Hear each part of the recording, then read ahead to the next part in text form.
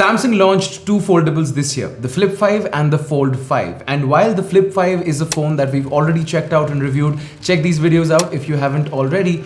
I wanted to take a little more time with the Fold 5 to see everything that it had to offer before I give you guys my full review. And well, here it is.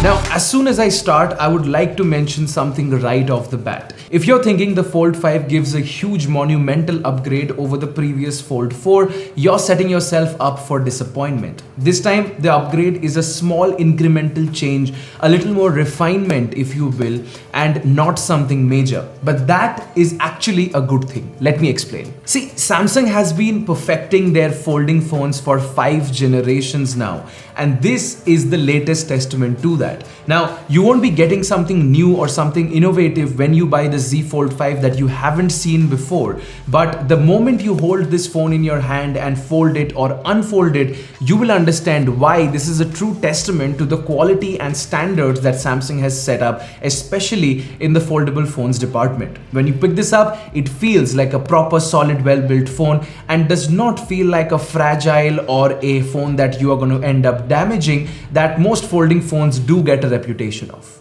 The new hinge is a welcome upgrade, and this also now allows the Z Fold 5 to fold up completely flat, which is a welcome change compared to the Z Fold 4, which had sort of like a gap and the hinge used to close at an angle. Also, the new inside screen has a maximum peak brightness of 1750 nits this time, which is much more compared to the 1200 nits on the Fold 4. Speaking of the inside display, it is absolutely gorgeous. Now, this is a 7.6-inch dynamic AMOLED foldable display, and it's got 120Hz refresh rate with HDR10+ certification.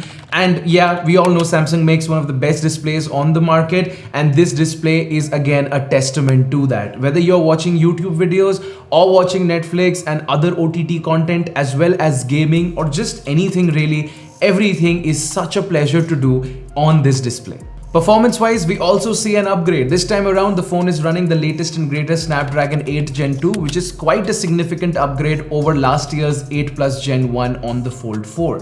With that, you get 12 gigs of RAM as well as 256 GB of internal storage, along with Android 13, of course, running on skinned One UI, which is Samsung's skin on Android. Everything feels super fluid in this entire package, whether it is gaming or multitasking. Now, coming to multitasking, this phone is an absolute beast. You can run up to 4 apps at the same time on the inside display. And you know, even when you run a single app on full screen in the inside display, the apps have actually been optimized really well to fit in the extra screen and give you additional options that were otherwise hidden in menus. Like the settings app, the YouTube app, even the Instagram app has been optimized really well to run on a bigger display and actually let you use it instead of just enlarge everything, which I think is a really cool thing that Samsung has done. The taskbar at the bottom shows up to 4 of your most recently used apps whenever you are in any application, along with the apps that are there on your dock's home screen. Now, from here, you can quickly click on them to open them in full screen or drag and drop them to open them in multi-window mode, which takes the multitasking level to another level altogether. You also have a lot of cool features in the lab settings, which is under advanced features in your settings app, where you can turn on things like flex window, which lets you use the Fold phone in a sort of desktop manner with a trackpad or a screenshot tool, and it just makes the overall experience of using a big display on Android so much more refined and polished. The camera system, however, sees no upgrades this year. This is the same set of sensors that were there in the Z Fold 4, which is not to say a bad thing because last year Fold's cameras were honestly kind of great. So you get a 50 megapixel main sensor, a 12 megapixel ultra wide, and a 10 megapixel 3x telephoto. The photo samples are good, could be much better, I would say, if you're looking for a flagship camera. But hey, considering the fact that in a folding phone like this, camera performance is not really a priority for 90% 90% of the people that want to get it. So that way the cameras are fine. Of course, it's not S23 Ultra level, but that is a separate conversation. The front camera is a 10 megapixel camera on the cover screen, and of course the 4 megapixel on the inside screen, which is covered by the display. Now it's kind of cool to see the tech in action. The camera stays hidden pretty much all the time when you're doing normal stuff, and then when you open up the camera app and turn to the front camera, you can see the camera visible. But because of all this, the front camera samples from the inside display are not that great, and honestly you should be using the cover screen front camera, or even better, the rear cameras as your front camera, because this is a foldable phone. Now coming to the cover display, this is a 6.2-inch panel. It's also 120Hz and dynamic AMOLED, but the aspect ratio is so weird and the display is so tall that honestly, personally speaking, I just use the inside display to do whatever it is that I'm doing on this phone, which is a real shame considering the fact that this is actually a good display. But whether you watch content on it or do anything that wants you to enjoy the screen in a normal aspect ratio, it just looks weird, which is a missed opportunity. And I wish that Samsung in the future makes the cover display, or at least the aspect ratio, similar to what we are used to in normal slate sized phones. Other than that, you get a side mounted fingerprint sensor on the power button, which is very fast and flawless, stereo speakers that give you good immersive experience whenever you're watching content, as well as the same 4400 mAh battery that was on the Fold 4. Battery life is also good. You can get around 5 to 6 hours of screen on time if you're lenient with your usage. But of course, because of the dual displays and the fact that you're going to be running everything in high resolution, if you use it, you can kill it quicker. But no problems there. The battery life is just adequate. The phone also gets an IPX8 rating for water resistance, which is kind of cool to now see in foldables as well.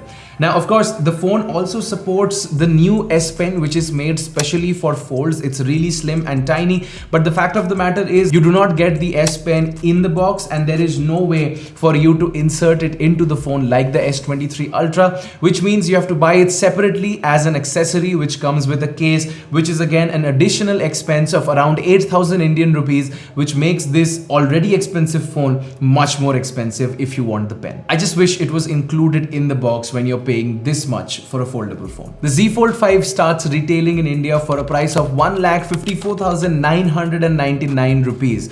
And at that price, of course, this is not a value for money phone that I will recommend to everybody. So I can safely say that if you already own the Z Fold 4, you can very easily remove this phone from an upgrade possibility, because none of the changes are so huge that you need to drop that kind of money once again. But if you are a person who wants the best folding phone experience and you're going into it outright and you have that kind of money to drop on a phone, all I can say is that the Z Fold 5 from Samsung is one of the best refined and polished premium folding phone experiences that you can get yourself into.